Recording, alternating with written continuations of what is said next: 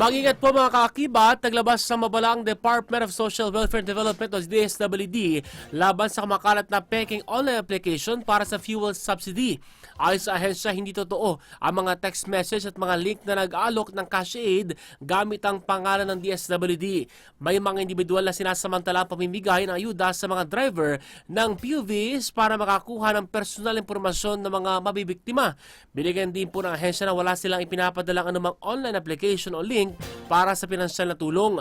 Kaugnay po niyan, may kumakalat na mensahe na nag-aalok ng umano'y 3,000 pisong e-fuels voucher.